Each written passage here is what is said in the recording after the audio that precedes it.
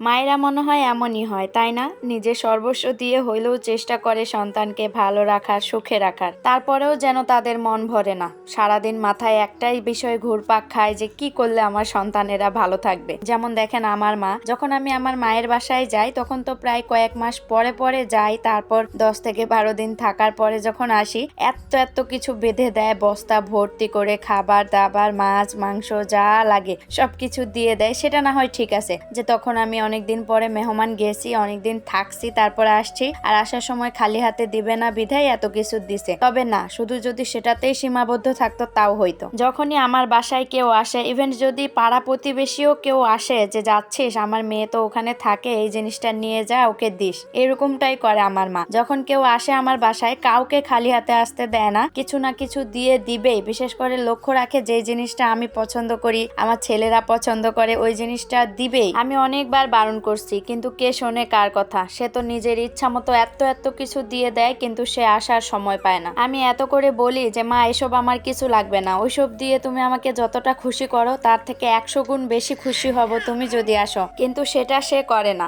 তার প্রথমত কারণ হইলো আমার মা সময় পায় না কোথাও যাওয়ার, আর দ্বিতীয়ত কারণ হইলো তার নাকি সংকোচ লাগে। বলে যে মেয়ের বাসায় কি এত বেশি যাওয়া যায়? অথচ হিসাব করে দেখছি গত 1.5 বছরে আমার মা একবার আসছে আমার বাসায়। আমি কিন্তু প্রতিনিয়তই আমার মাকে বলি এত পরিশ্রম করার দরকার নেই মা, আমি তো আলহামদুলিল্লাহ ভালোই আছি আমার স্বামীর সংসারে, আর বড় ভাইয়াও বিয়ে করে সংসার করছে আলহামদুলিল্লাহ, আর আছে এক ছোট ভাই, ওকে মানুষ করার জন্য তোমার যেটুকু করা দরকার সেটুকু পরিশ্রম করো, এতে তুমিও ভালো থাকবা আর আমাদের জন্য দোয়া করবা, তাতেই আল্লাহ আমাদেরকে ভালো রাখবেন, সুখে রাখবেন ইনশাআল্লাহ। যাই হোক, আপনারা তো অনেকেই জানেন আমার বাবা নেই, তারপরেও আমার মা কিন্তু আমাদেরকে কখনোই বাবার অভাবটা বুঝতে দেয় না, অনেক ভালো রাখার চেষ্টা করে, সব সময় অনেক পরিশ্রম করে, আর সুযোগ পেলে কারোর হাতে এরকম বস্তা ভর্তি করে জিনিস দিয়ে পাঠায় আমাদের জন্য।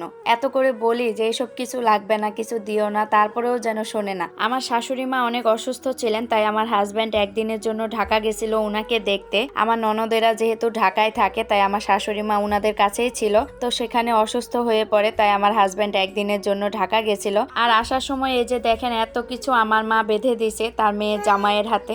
আর আজকে সে আসার সময় এই যে দেখেন আমার মা কত কিছু বেঁধে দিছে। এখানে ছিল চাল ডাল, গরুর গোস্ত, খাসির গোস্ত, গরুর তেল, আরো ছিল ফুলকলি, একটা বিস্কুটের বয়ম, দুধের প্যাকেট। তো সেগুলো তো খাবার জিনিস ছিল, তাই আমি প্রথমেই খুলে খাইয়ে টেস্ট করে দেখছি। তারপর তো বস্তার বাকি জিনিসগুলো খুলে দেখে এই তো মাংসটা ফ্রিজে রেখে দিলাম। তো এই হচ্ছে আমার আজকের ভিডিও। আপনারা সবাই আমার মায়ের জন্য দোয়া করবেন, আর আমিও অবশ্যই পৃথিবীর সকল মায়েদের জন্য, সবার জন্য দোয়া করি। সবাই ভালো থাকবেন, সুস্থ থাকবেন। আল্লাহ হাফেজ, আসসালামু আলাইকুম।